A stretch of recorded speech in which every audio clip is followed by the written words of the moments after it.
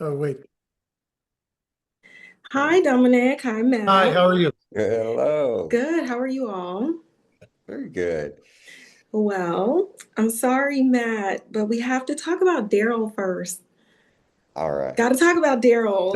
sorry. Why? Now I'm nervous. That's a Because good this thing. question is Okay. quite, I don't know, it might be a little heavy. All right. So we'll start with you first. First, I would just like to say that Daryl's storyline is so jarringly realistic, and the fact that it feels so abrupt, it really took me off guard. As an active duty military member, the way that it happened, I was like, you nailed everything that came before what happens. And so, what I want to know is on this journey, as you've been preparing for this role, clearly you've have some semblance of knowing that PTSD has multiple manifestations. So, how were you able to, in your research, kind of take all of that, what you've seen on TV, what you've assumed maybe prior to meeting veterans, and hold that in order to deliver that character in that very specific way? Well, okay. So, like I came into this project not from a military background. So, yeah, or like our military, like a big military family. So, I didn't have a lot of exposure to that. So, yes, like you said, my exposure to that point would have been like TV and movies, right? But I did start in this project in 2011. So we had like Stephen and I especially had, 10 years of deep immersion into the veteran community and have had the privilege and honor of sitting in front of hundreds of men and women that have served and also Gold Star family members and mental health care professionals. And so, you know, over the decade of hearing these stories or like being sort of like immersed into this community, when Stephen and I started talking about this film and what was going to be different about it, it was very much, like we see a lot of movies with, like jacked up, veterans that it was all like, sure. But that wasn't necessarily what we were seeing when we were out and, touring the country, is we were seeing a lot of men and women that were actually very vulnerable and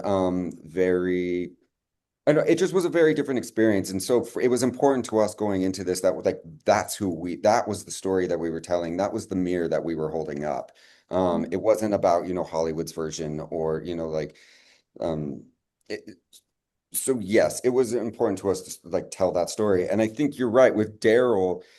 You there were a lot of screenings that we'd come out of after on the film festival circuit, and you it would be easy to identify like the people that didn't necessarily have an experience in the veteran world, that they would come up and say, like, I don't understand how your character ended there, like what happened or like how. But then you would have people who do come from the military world that would say, I saw all the signs. It was like the hug that was a little longer than maybe it needed to be, or so I'm trying to not give away too much, Yeah, but it is very much like right, like it is a very common journey, is that like so many people just they don't want to burden the others in their lives with their demons or whatever it is, their struggles.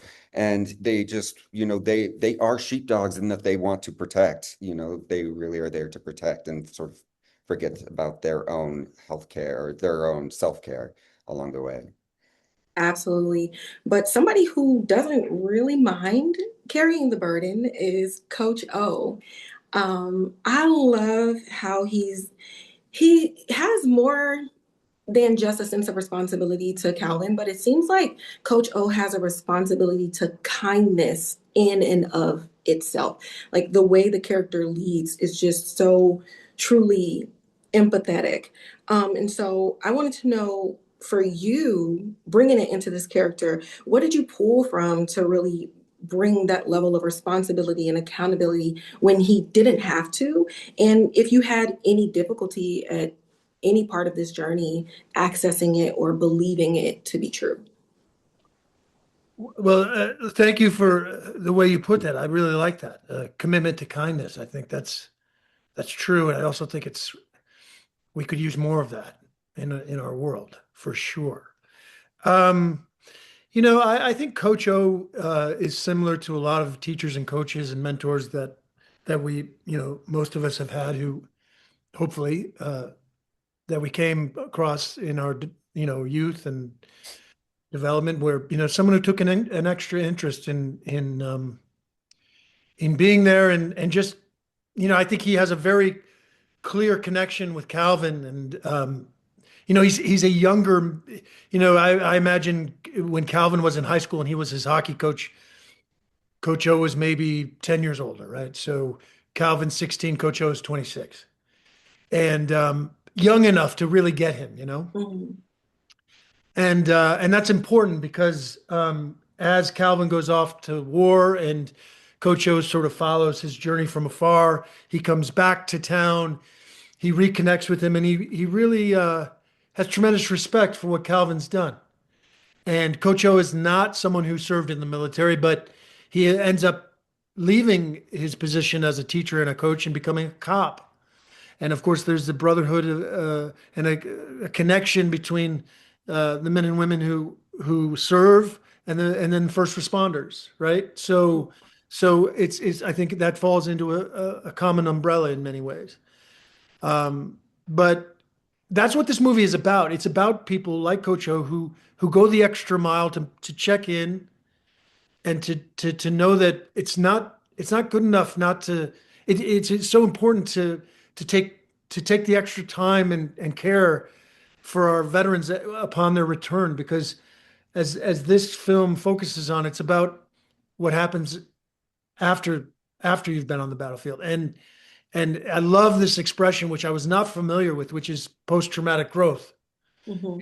It's of course Calvin suffers from PTSD, which we all know about, but we're now learning about a potential for growth after that, and that's the message, and that's what's so important. And if we can reach, our military family with that, I think it's a really important thing to do. The film is for everybody, but we definitely had it in our minds that we wanted to tell the story in an honest way for our military. They deserve that, and hopefully, and I think we have based on the feedback that we've gotten.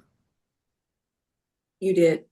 They're gonna love it. I love it. I'll tell all the people that I work with to watch it. Being in the Wait, military, sorry to interrupt. Did you say you're active duty right now? yes, I'm coming up on almost 18 years. So Wow, that's incredible. it's a tough time of the year for You, military members. yeah, So this yeah, is the wow. perfect movie and the perfect time coming into the new year to Yeah. watch it and share it and know that there are people out there in the civilian world who may not live like we live, but they want to help and want to continue to share those stories. So thank you so much. Thank you. Thank you so much. Yeah, I hope you all have a good day. You as well. you too. Thank you.